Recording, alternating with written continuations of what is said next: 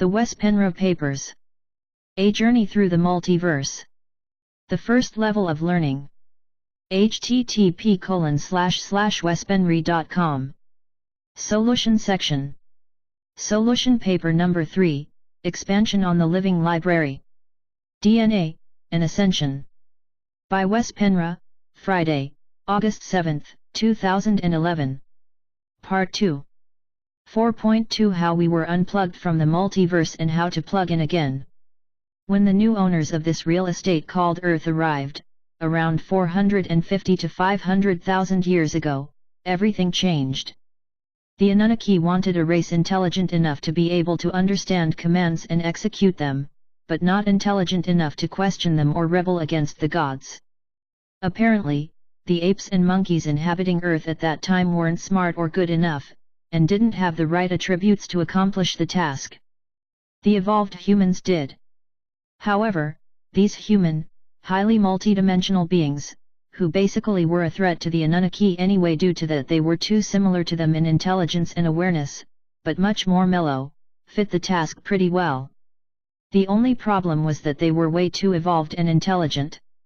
So what the Anunnaki did, with the help of technology and trickery, much of which the Earth humans lacked, was to manipulate their DNA.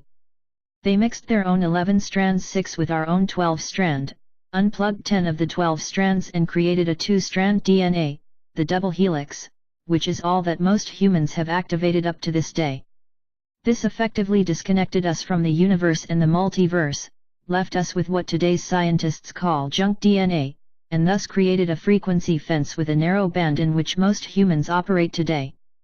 We have forgotten who we are and what our purpose is, where we came from and who created us. I can see a very sophisticated agenda playing out above our heads. The Anunnaki lied to the Sumerians because they knew they would come back full force and take over again, and they want to do so as peacefully as possible, having already manipulated mankind by telling us through ancient scriptures that we owe our intelligence and evolvement to them, when the opposite is more likely to be true. They robbed us of our connectedness with the multiverse, and due to our naivety, we apparently didn't see what was coming, or for some reason didn't do anything about it. We may not have been able to, because we were a peaceful and playful race. We don't know the exact history, yet, so another option is that the Anunnaki took what they wanted, called abductions, and killed off the rest. Then, in fact, they have infiltrated, and to some degree even created, many of our organized religions and channeled prophecies like these in the Book of Revelation, so that their second coming will look like God's prophecy fulfilled. Use discernment here. I can understand LPGC's reasoning when they say that we need to find a way to defend ourselves against invader forces who are interested in this real estate, and A.M.I. The Nibiruans are offering just that to our human representatives, albeit self-elected, amongst other things like teaching us how to build a peaceful relationship with each other and our cosmic brothers and sisters and how to be self-governed. Well, this sounds fantastic on the surface, but for the reader who has followed this series of papers and read Sitchin's books, there may have arisen a certain amount of doubt about the sincerity of our giant, literally speaking, cosmic relatives. It seems ironic that this species who has created so many wars and so much havoc on this planet should teach us about living in peace. Now, let us return to the DNA. Picture yourself a fiber optic cable with a 12-fiber optic highway running through the bigger cable, and then you unplug 10 of them and let 2 of them continue running. The other ones are still there, but not connected and activated anymore. Even the 2 remaining are then being altered and manipulated.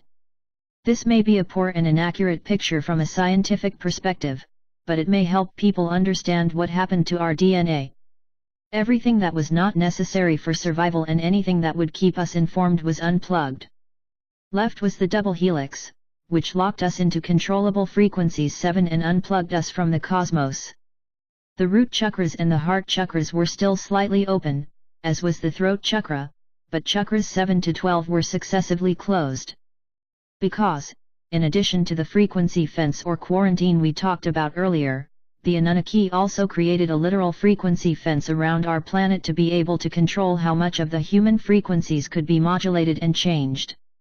Thus, it made it very difficult for the higher frequencies of light, bringing gamma ray information to the planet, to penetrate and keep us informed and updated. Once in a while, when the higher frequencies of gamma ray information managed to penetrate in spite, there wasn't anybody there to receive the information. As always, like with any information, one has to ask oneself, who's to gain from telling us? And this is the whole reason why I am not swallowing the scientific idea of DNA/RNA, hook and sink. The metaphysical information is the extension of what is already known by scientists here on Earth, mainstream of rogue. And who benefits? However I twist and bend it and look at it from everybody's perspective involved, I can only see that we humans gain in conjunction with those who are trying to help on the metaphysical level. If this was told with evil intents, the motives are not there, neither is the negative manipulation, ever so subtle, but if we think of it as an effort to make us grow, the motives are there, including the fact that it feels right. As our DNA is evolving towards its original 12 stand, the new helices are being formed as the light-encoded filaments are starting to bundle themselves together. As this is happening, we are creating a more evolved nervous system which allows much more data to move itself into our consciousness. We will begin to be able to use the full capacity of the brain, which will create effects unimaginable for the presently evolving human. It doesn't all have to do with increased intelligence, although it's a part of it, but by connecting our dormant extended nervous system with the cosmos, we will become multidimensional in thought and action again. And not only that, we will realize and experience the true nature of our body. We will find out what this amazing body we inhabit can really do, and how important it is for our growth and multidimensional existence. It's not just something you carry along to be able to go from one place to another, or do certain tasks, or accomplish some skills we are so used to today. The body is a container and a storage place for all the multidimensional knowledge we'll need to expand our consciousness. Therefore, we would benefit a lot from feeling gratitude not only for having one of these amazing bodies, but also for having one here and now. There are an incredible amount of discarnate beings who would love to have a body in this space and time, here on Earth. This is when and where things are happening. In this little window of time, just before what is called the end times, with the help of a healthy and well-maintained body, we can evolve and regain our 12-strand DNA and connect with the supercosmos we call the multiverse.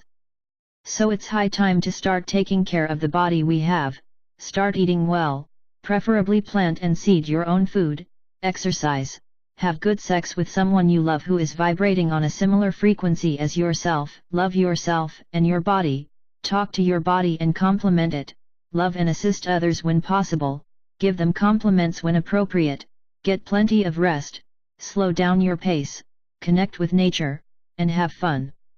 Get together with people of your kind, get guidance from your spirit guides, and expand your consciousness by using and trusting your intuition. How is that for a start? Doesn't sound boring to me.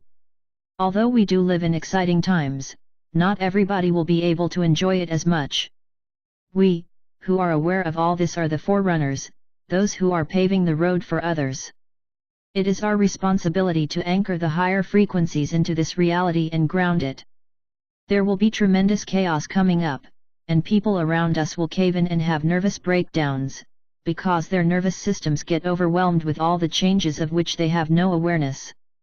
We will sometimes feel helpless when we see those around us whom we know or don't know at all, break down before our eyes. Have compassion and show understanding when this happens. Be a stable point, give them the best of your energies and show them you care and that you love them. This will not always be enough, and when you notice there is not much you can do, just let go. After a while you will realize that you can't save the world on your own, but you can help raising the vibrations and let those who are ready follow. That is all, and the best, you can do. Remember, not everybody here on Earth today were incarnated with the purpose to make it through. Accept that and let go, even if it's a partner or a relative. It will cause us grief and sadness, but if we learn more about the higher purpose and why we all are here, it will be an easier transition for all of us. Another important thing to be able to reconnect the unplugged helices is oxygenation. Oxygen feeds the coding and awakens the adjunct DNA. People have asked me what's the best way to meditate, and although there is no straight answer to that question because it's individual, breathing exercises is something I would highly recommend, and it's always safe. I can personally not think of any single exercise that would be more valuable, if I could only choose one. There are many ways to do it, and each one of us have to feel it out and find a way that works for us, but the best one I've found so far is the quantum pause, which is also the one I use myself. It was originally published on the Wingmakers website, http://wingmakers.com, http://eventtemples.com, but I also have included it here on this website, http://wespenry.com/quantum-pause.htm right parenthesis. I will post more good exercises in time. Once the 12 strands are activated, our eyesight will change, our hearing will be different, our lifespan will increase, etc. No technology needed. People are mutating so quickly that some scientists call the whole process a disease and some are very concerned about it. Billions of dollars are being used for DNA research. Much of this mutation happens in dream state and gradually we will develop new abilities. We will automatically know many things and be very certain that this is how it is, even when people try to prove you wrong. Ever wondered why certain tribes, especially in Africa, are using bones to find things out? Here in the Western world we call it superstition, but it's far from it. These tribes have carried on ancient knowledge over time. This is confirmed by the Pleiadians as well. The skeleton and our bones correspond with the information stored in our DNA. When our skeletal form is in alignment, the energy from sacred power sites is released, the cosmic rays are pulled into our bodies, and the light-encoded filaments inside our cells begin to reorder themselves. The change will be mirrored to us everywhere we look. Once the helices come into full activation, there is an awakening to your inner knowledge, a knowledge that goes beyond what you have been taught. It's the knowledge of self, and the understanding that the physical world is just a little tiny piece of the whole spectrum. When this happens, it's imperative that you keep your position, and believe it, understand it, and know it. Those, not yet activated, may tell you it's not true, get angry, and be screaming for proof and evidence, even ridicule you. You may already have experienced this. Ignore it. Don't challenge it. It all has to do with inner experience and knowledge, and if the other person has not seen it, there is no way you can convince him or her about anything you have learned from inner experience, they are still stuck in the human programming. Just make sure you are not starting to doubt what you have learned.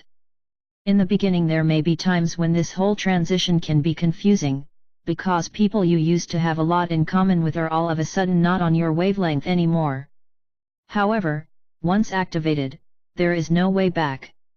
If we try to go backwards in attempts to reconnect with the old ways, we will soon find ourselves getting into a depression. Don't go there. Instead, go through the initial confusing changes and after that, life will start getting quite interesting and exciting, to say the least. I have gone through all the steps in this paragraph myself, so I know what I'm talking about, and if you recognize any of this yourself, I hope my own experiences will be helpful in some way.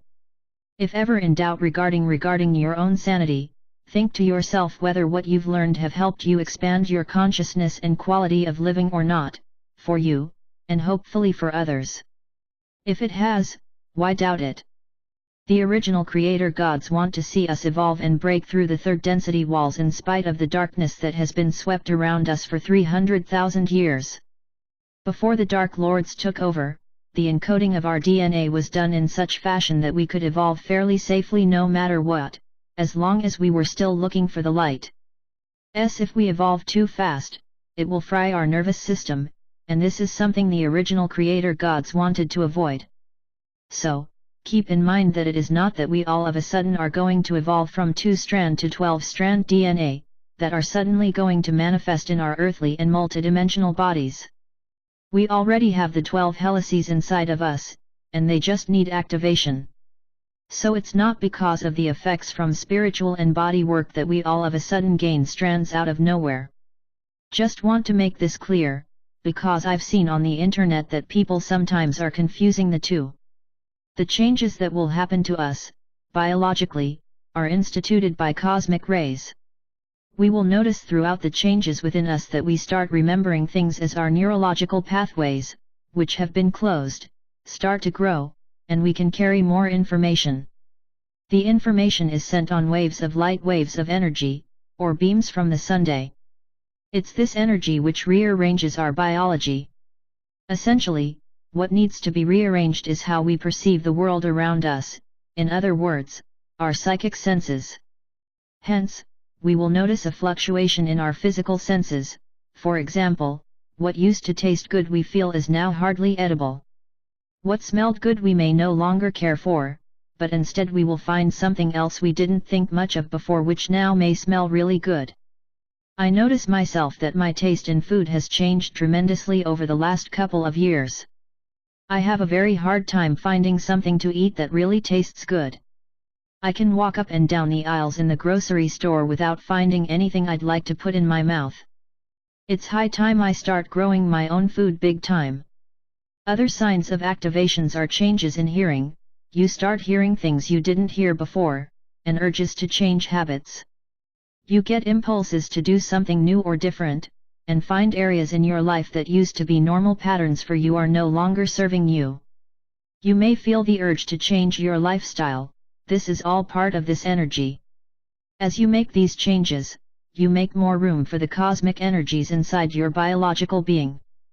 Besides from periodical increases and changes in your physical senses, you will also start having flashes of increases in non-physical senses, like telepathy, clairvoyance, precognition, abilities to have vision in your inner eye, and the ability to just know.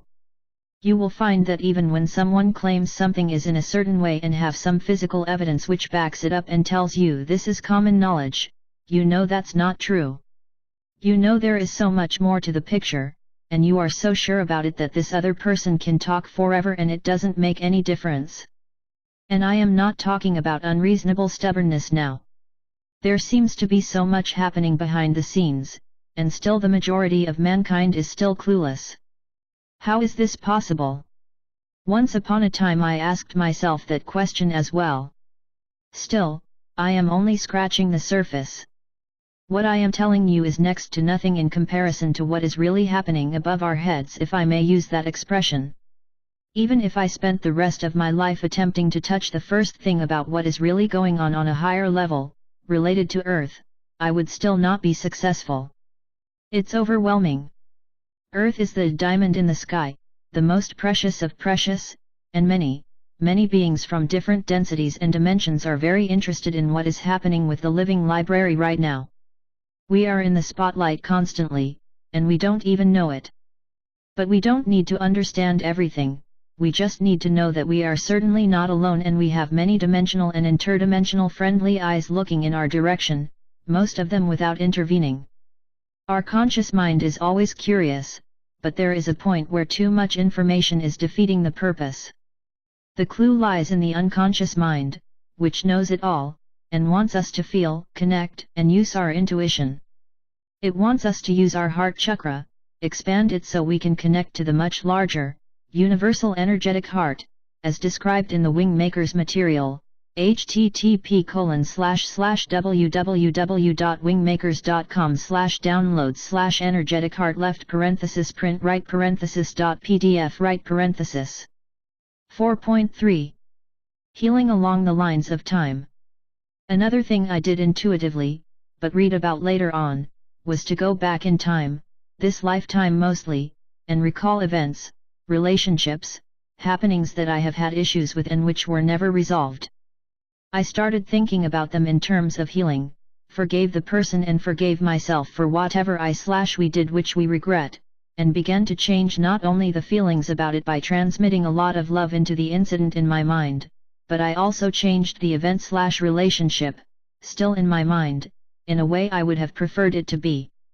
To my big surprise at the time, the issue went away and hasn't bothered me since. I can also truly feel that something happened on the other end of the spectrum, it affected the other person, and I actually changed the timeline. This is what healing along the lines of time really is. You can change your past, literally, by remodeling it in your mind, and heal the wounds that were part of your past. Same thing can be done with other simultaneous lives you have, or had, depending on perspective, even future events. But how do you connect with other lifetimes? It's easier than you probably think, and it will get even easier as you progress with your DNA reactivation. Have you ever had thoughts coming up from an apparent nowhere, perhaps from old Egypt, the Roman Empire, the medieval times? Have you ever watched a scenery inside your head, almost like a short piece of a movie or just a few pictures flying by?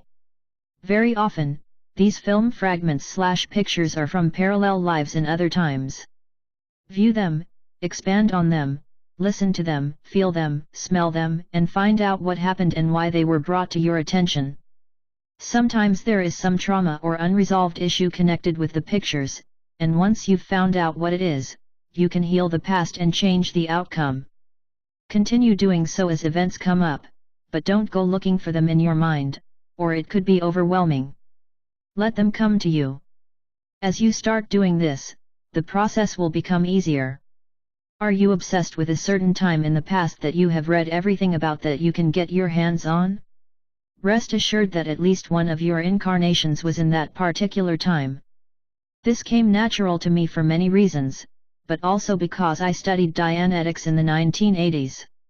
L. Ron Hubbard's bestseller, Dianetics: The Modern Science of Mental Health, which is a great guide. It's not only a deep study into the subconscious mind, but you can also practice what is in there and get amazing results. Although I'm since long finished with Scientology and the imposters who took over after Hubbard, there are gems in Hubbard's work that can't be found anywhere else, not even after all these years.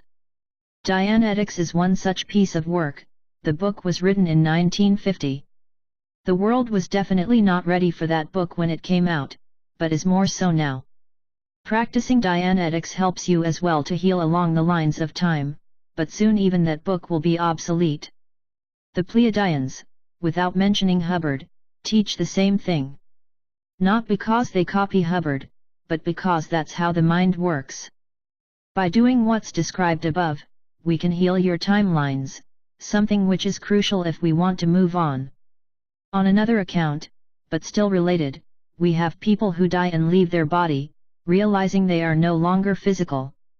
Now they miss their possessions, their house, their jewels, their money, or whatever it can be people.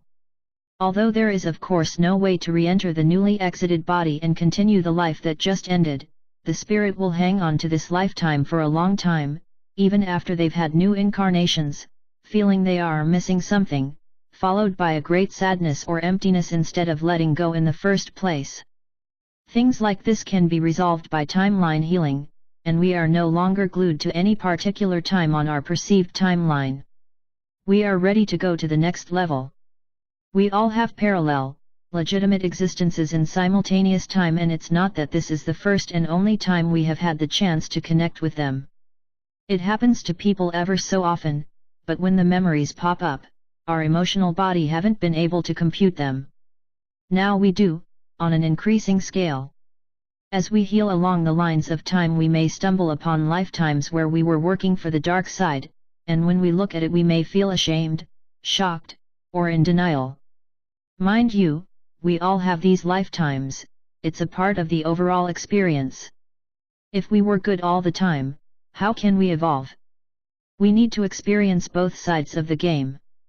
Like the Pleiadians say, the only way you can step into this higher frequency and determine the future of your lives on this planet is to not judge your participation within this process.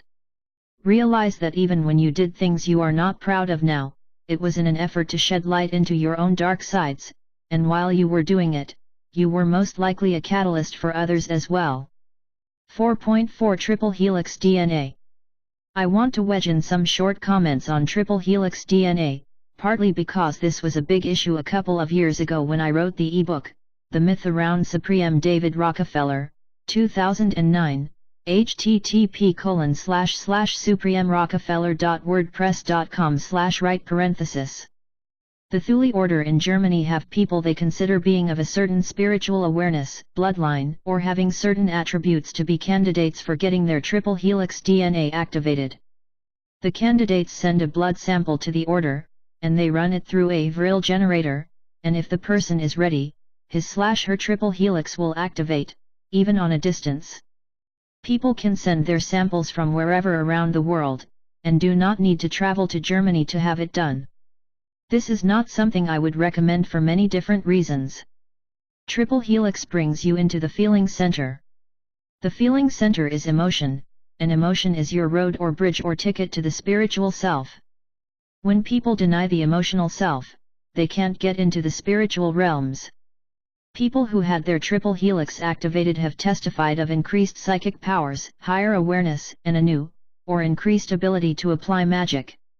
This is all relevant to the activation, but what normally happened after a while when Thule had activated certain people was that they either went insane, started feeling awkward in many ways, or if they already had a complicated emotional life, it was intensified. For example, if the receptors are disconnected in the brain as a result of emotional abuse, baggage or bad karma that wasn't dealt with could result on the individual going insane. The bottom line is that DNA shouldn't be activated by artificial means, it's a natural process and shouldn't be sped up like in Thule's case. If the people were ready to have their triple helix activated, they already would and wouldn't need Thule to do it for them. Be very careful what you do and whom you're dealing with. Find the answers within, and don't let others bypass your progression. In regards to the Thule order and how they activate the triple helix, I have recently received some new information from an anonymous insider source, who says, the activation of triple helix is not a choice for any individual by request, not everyone can be activated. The reason why is because it is a case-by-case selection process. In the mind, a station is tuned in that enables direct contact with its particular ones in this case. They refer to themselves as the elder race, who are different than the ancient ones, and are also called the gods of Agartha. If the ETS that gave Jarl Vidar this technology do not see value for them to use you, the ritual will not be successful regardless. Your blood will not activate. Also, the framework of the initiate is analyzed before they are chosen. The mind and emotional body may have glitches. If they are minor and easily reparable, the ETs are willing as long as the initiate's desirable traits are far more valuable for their mission. The behavior will be erratic, indecisive, or impulsive, at first anyway, but over time the brain receptors that are producing unbalanced electromagnetic pulses, kinetic brain energy, will sync with the biological vehicle's velocity of motion, the speed at which the mind evolves to link with the more advanced beings. This duration cycle is best described by analogy of the larval stage of an insect. There are no mistakes in the selection process of the ETs involved. Once the triple helix has been activated, the DNA codes awakened in the program will gain momentum as it progresses towards the specific design of the structure it was activated for. The behaviors and emotions are actually key and required for the individual's course for a few reasons. One is to be able to push forward to completion. Another is to attract the spirits needed on the astral plane to assist them and also to emotionally connect with other people with their now charged magnetism. And other reasons, but as I said, it is case by case. Many readers of my previous book, The Myth Around Supreme David Rockefeller, were curious about how the Vril machine is working, and at that time I didn't know enough to be able to give a correct answer to that. However, at least I have some more information on it which I hope can be valuable for those who are interested. My anonymous source continues.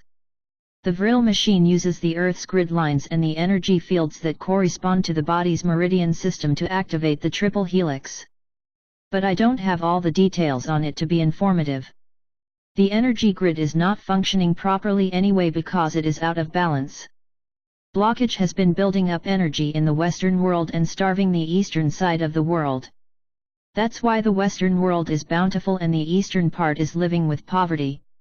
It's important though to look at how those blocks got there. That's a Stargate issue that has to be dealt with before we go into the next cycle. The Mayan calendar says we are in the fourth world. But actually, only half the planet entered the fourth world. The other half stayed in the Third World, as in Third World countries. The Stargate located in Iraq is being kept in mystery. So I don't know anything about the problem, or a solution for it. But have you ever thought it was interesting how our planet has indigenous tribes cohabituating here on Earth with the modern world? Why wouldn't the tribes' people buy shoes and build roads? They have no desire, their way of life is as important to them as ours. And if you talk with them, they will tell you about planets in our solar system that astronomers barely discovered in the last decade, and they don't even own a television. 4.5. Nibiru's coordinates and the original creator gods have landed on Earth. We now know that Nibiru is going to enter our solar system. Today, on July 30, 2011, as of this writing, its coordinates are 5 HRS 53 mins 27 SEC by 6 HRS 10 mins 58 SEC, best seen in Southern Hemisphere. With Nibiru come the A.A.M.I, and they have their agenda. However, the original creator gods, although they've kept an eye on their library, are also coming back, and as a matter of fact, as we speak, many of them have landed here on Earth, mostly Pleiadians so far. Pleiadian Lecture, Spring 2011. Things are building up, it seems. Earth has now entered a conjunction or lineup that the original creator gods have been waiting for and have thus returned to help us reactivate the 12-helix DNA in our species and put Earth back on track. It was decided that the stewards of this planet should hold the key to unlocking the data that was stored in the living library. 4.6 The number 12 in relation to Earth and our DNA. So why do we have 12-strand DNA and not 5, 7, 10, 15, 20, or whatever?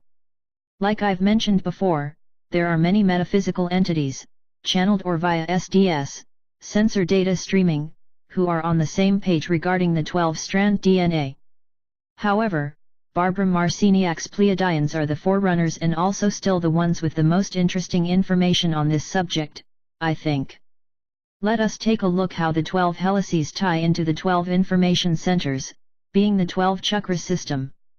When the chakras are open, connected, and activated, information is seeking its own expression and becomes available. When we are hooked into the information centers, 7 in our body and 5 outside our body, we are ready to receive energy through another set of 12 information centers.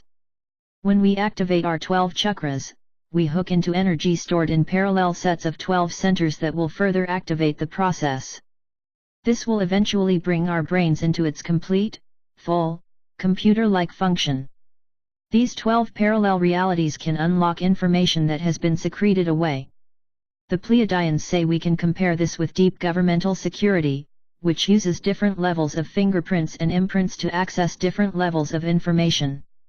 If something very secret is stored away, there are many different ways things must be connected. But why the security? It should be quite obvious to the reader by now. The original seeders of Earth could from previous experience, Earth is not the only living library, foresee what would happen if everything is in the open. They anticipated a future where invader forces would come to Earth and play their agendas. The deep security was a way to safeguard their creation. The activation of our 12 helices coincides with the activation, spinning, movement, and opening of the 12 centers of information, the 12 chakras or etheric energy disks. When the alignment of energy takes place, it brings and pulls energy into the 12 heavenly bodies in our solar system. These bodies then start feeding energy back to Earth. They activate themselves by releasing what they hold so that Earth can biogenetically come alive. When the outer 5 energy centers begin to hook themselves back up with our planet, there will be an incredible flood of energy, and this is what we are seeing the beginning of. There is certainly a correlation between the landing of Pleiadians on our planet and the activation of the 12 energy centers. The Pleiadians go on saying there are many more of these groups of 12, like the 12 spinning universes, for example. So far the Pleiadians. As we can see, they work with the 12 system, while LPGC and the wingmakers in their science and their working model work with the 7 system. If the reader can remember, we discussed the wingmakers in an earlier paper, the 7 tributary zones and the 7 superdomains/super universes. This is how the Pleiadians explain why they use the number 12. Right now 12 is the system that connects, and if you look around, you will see it everywhere. It was a symbolic insertion for a reason, so that you would someday figure out that it connects you to something somewhere else. It is not your natural rhythm but is a group agreement to use the energy of 12 in many different systems of reality. It is a coded formula. Many things that make no sense to the logical mind make a tremendous amount of sense to the light-encoded filaments and to the body as it is becoming more sensitive. There are those who would say that this is a very inefficient system and that it is not a natural flow. But this system of 12 is the flow that this planet was adjusted to. In actuality, if you look, you are a system of 13. How many times a year does the moon come full? 13. The system of 13 will come. You will open to it soon because you will move past time. The energy of 13 moves beyond logic and beyond the forced system. I am not going to speculate too much about the two systems, or three, if we count that of 13, because I am not savvy in higher physics and quantum/subquantum mechanics, but I can't help but speculate a little bit. If the Pleiadians are working with 12, it is 7 energy centers in connection with the body chakras, and we have 7 tributary zones in the Wing Maker's philosophy, and these are the ones the Labyrinth group is working with. Are they representing the 7 body chakras? The Guardian Alliance are also working with the 12 system, albeit 15 dimensions, and when discussing the Wing Maker's material, they say it's wrong. There are actually 12 tributary zones on Earth, and 12 hidden, which makes it 24 still the 12 system, and that they are owned, not by the Wing Makers, but by the Guardian Alliance. 4.7 The Family of Light and Multiple Living Libraries. There are those who came to this planet to receive energies from the original planners, creator gods. The Pleiadians call them the Family of Light and they are the forerunners. They have been here for a while and are those who raise above the crowd to show the way for others.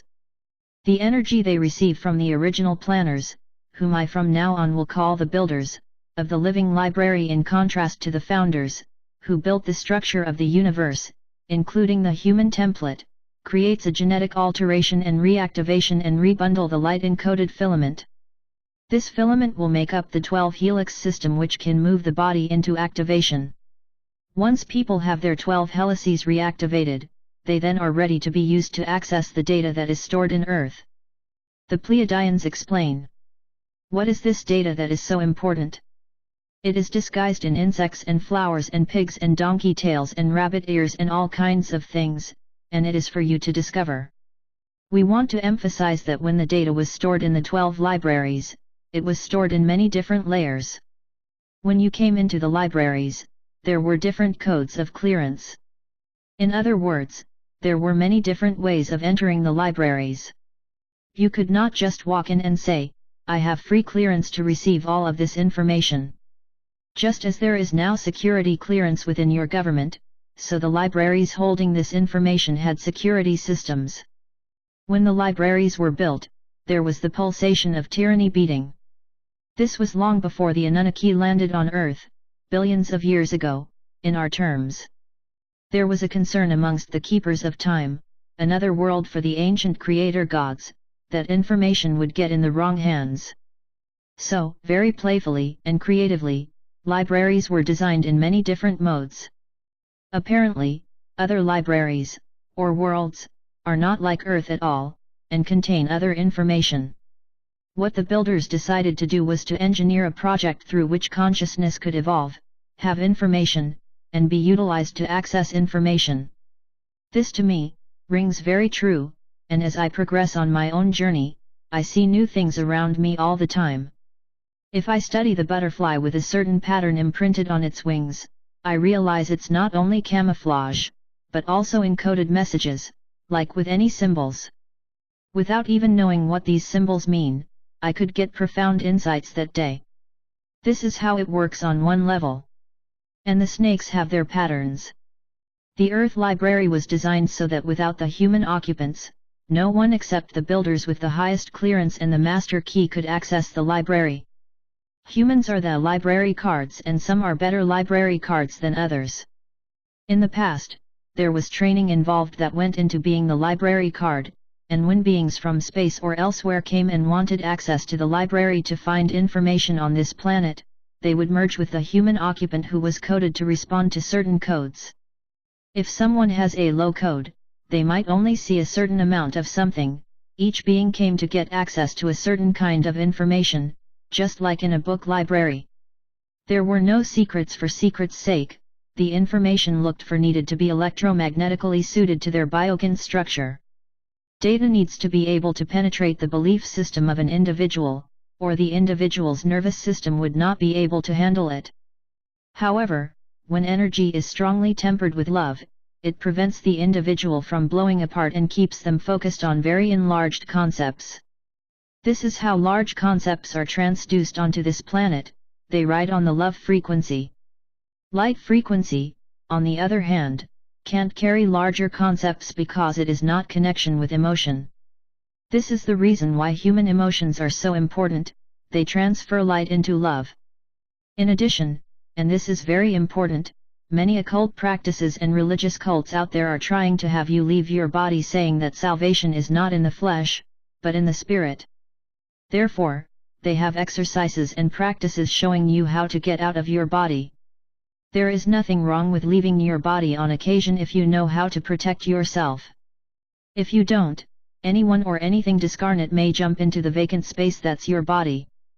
Instead, it's imperative to understand that our job is to download the cosmos into our bodies, not to leave our bodies. This is how we activate our DNA. So, in other words, now, in these times, it's very important to stay grounded. The gamma rays from the sun and from the galactic center are what will mainly help activate us. Connect to the sun, connect to nature, connect to the central sun, but do so while being here, in your body. If not, the activation process may not work. I can't stress this enough. Our task is to meet this cosmic energy, absorb it, use it to reach higher levels of consciousness and meet others on these higher planes who have done the same, all through our biology. 4.8 Sex, DNA, and the living library. We all know that without sex we wouldn't be able to reproduce. Stop having sex and the species will quickly be extinct. We also know that sex is a strong drive in both women and men, and that we need it in one way or the other to feel good and satisfied. Lack of it can lead to frustration and even depression. Sex is also connection, a way for two individuals of opposite or same sex who love each other to become as one during the act and during the orgasm. During the climax, enormous sexual energies are sent out in the multiverse in a wave of creative force. Sex could lead to pregnancy, but even when it doesn't, it makes the environment in which love was made, fertile and life-enhancing. This, however, only happens when there is love between the individuals who have sex. Many religions promote having sex with only one individual in your life, the one you marry. This is counterproductive and suppressive, a rule made by the controllers. This doesn't mean we should sleep around with the first person we meet and cheat on our partners, but a person who is not bonded to someone else has the freedom to explore, and when you are bonded, the two of you are certainly free to explore as well, so long as both are on the same page and love is there. However, in the Western culture we are taught monogamy, and therefore having sex with more than one partner creates jealousy and a feeling of being less worth than others. Sex and love go hand in hand. Sex without love, just for the pleasure of it, is counterproductive and can lead to sex addiction of different kinds. Be very careful with whom you have sex, because in the act, we share our energies with each other and merge with each other. If the frequencies don't match, it may not only be a bad experience, but the energies may stay with you for a long, long time. Sex between equal partners can take you places which are hard to describe in words, but it takes you to higher dimensions. The number 10 is a power number, or a master number. It's actually two numbers, 1 and 0, same numbers as the binary system used in computers. The 1 is the phallus and the 0 is the vagina, thus, 1 is male and 0 is female energy. These two numbers can be found everywhere, yin and yang, 1 and 0, and on the checkerboard by combining numbers, for example, on the checkerboard which has 64 squares, black and white, 1 and 0, yin and yang, the number 64 equals 6 plus 4 equals 10 equals 1 and 0, just to mention another example. 1 and 0 are universal and part of what the universe is built around. The checkerboard is represented everywhere in our society, because it's such an ancient symbol. Freemasonry uses it all the time, and the floors in their lodges are covered with the checkerboard symbol. Next time you drive into town you can play a game with yourself or your partner. Count how many checkerboards you see on buildings, on floors everywhere, and see who finds the most. You'll be surprised. The number 0 also represents a portal, or stargate if you will. The vagina in itself is a portal to the spirit realm. This is where the sperm travels, a body is growing and a spirit is entering through the portal of the vagina. Thus, the female energy is very powerful, fertile, and life-enhancing. Unfortunately, since the Anunnaki tampered with our DNA and took over the stewardship of this planet, the male energy has ruled and the female energy been suppressed. We men need to step back and let the women once again be our equals, not through some kind of women's lib, like in the 1970s, which basically put men in the position women were before the movement started. So, instead of making us equal, it suppressed the male energy. This was orchestrated and very well planned by the Rockefeller family to continue to create imbalance between the sexes, confusion, and the destruction of the family unit. The women became like men instead of letting women be women and men be men. An often misunderstood Dr. Henry Makow, http://henrymakow.com, started out bringing up this issue, before he changed direction and more began to expose the global elite. Sex is so powerful that the global elite and black magicians in general are using it as a tool to bring in entities from other realms of realities, in their cases, the lower astral. Magicians, who gather in groups, entice women to come and join, and apply sex magic, to them. This way of using sex has nothing to do with love, no matter how much the magician is trying to convince you otherwise. Having sex without love, and with the attempt to bring up deities or demons, is destructive and must be avoided by anyone who is reaching for the higher densities of existence. I am emphasizing this, because these dark practices are much more common than people think and counteract the true path towards ascension. As of this writing, women who were in contact with the German Thule Order and its extension here in the US have now come forward after have broken free from the spell of people like Michael Noel Prescott, mentioned in detail in my previous book, The Myth Around Supreme David Rockefeller, http://supremrockefeller.wordpress.com. Michael Prescott is currently in jail for drug-related issues. However, when you own your sexuality, sex is fundamental, it's a part of the process of reactivating the DNA. You may have very interesting encounters as the years evolve and we become accessible, and as others utilize you to discover the library. It's up to each and everyone to take the opportunities to express it, and if you want to express it in those ways or not. More about this will be revealed later as I learn more myself. According to the Pleiadians, sex has been used to spark the library card. However, there is a fine line here, because there is danger in it too. It has been, and is, misused, as described in the paragraphs above. It is imperative that we all are careful and make sure we own our sexuality. Sex is fun, healthy, pleasurable, connecting, playful and experimental. Have fun with it, but don't let anybody entice you or force you to do something you don't want to do. Don't compromise with it. If you like it, if it's fun, playful, healthy, pleasurable, connective and experimental, it's positive sex. If not, it's going to bring you down eventually, and sexuality loses its true meaning. Sex does not have to be with a partner, either, although sex between two people is more powerful. If you don't have a partner, masturbation works too. Many masturbate even when they are in relationships, which is perfectly normal, and is sometimes helpful in the process. When you have sex with someone you love and who loves you back, you open avenues to the different libraries. The one you connect with doesn't have to be the person you would marry, but mutual love has to be there. Honor and love yourself and your body, give your body compliments, and keep it as healthy and strong as you can. That will be very important in the days to come. Sex brings up emotions, and emotions are the key to accessing data stored in the living library. 4.9 The gardeners. The builders, as well as the Anunnaki, were gardeners. They knew how to create a garden with flowers, herbs, roots, fruits, trees, and plants to get the best variety, enabling enhancement of physical bodies and the DNA. The builders spent a lot of time teaching us how to use nature as the source to our physical and emotional well-being. At that time we had access to the living library in a sense we do not have now.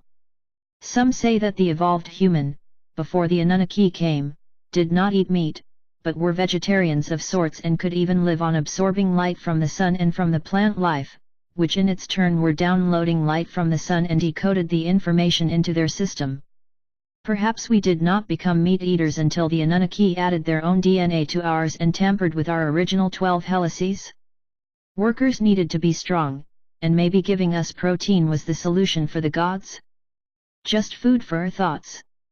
Even during the Anunnaki period there were golden eras, where there was relative peace, and some of the gods taught man how to garden. Man became less enslaved, but the Anunnaki were still the slave owners, just like George Washington may have had some good ideas for the settlers, but still owned slaves, and could benefit from what they were taught. Although the intention with teaching us was probably to help out in the gods' gardens among other things, it was still beneficial. I am not suggesting that all Anunnaki were bad all of the time. They had their good beings as well, who wanted to protect humanity, but even though some of these more benevolent gods were of royal blood, they are still part of the A.M.I. system, and that is the reason we need to stay away from these beings for now. Eons ahead, when things may have changed, we can look at the situation again. Learn about gardening is something we need to do again. As we evolve, we automatically want to withdraw more and more from technology the way it's used by our modern society. We have seen the functional insanity that comes with it when used by low frequency. When technology was new and the increase of amazing devices and machines came on the market, most people were excited and thought it was fun and interesting. Even I thought so, going for a degree in computer science. I went pretty far on that route until I realized there was a connection between computers and artificial intelligence. The more I learned, the more chills went down my spine. I quit and have not regretted it since. I am glad I had that experience, another necessary learning lesson. Everything happens for a reason. Now, years after, I once again feel the great pull from nature and to connect with it on a much deeper level. I have been connected since I was a little kid, and even if I've been busy for parts of my life being inside the system, caught up in work and fast pace, I notice that once I get out there among the trees and the flowers, forests and wildlife, I connect instantly. It's a wonderful feeling and I feel how everything is one, it's very obvious.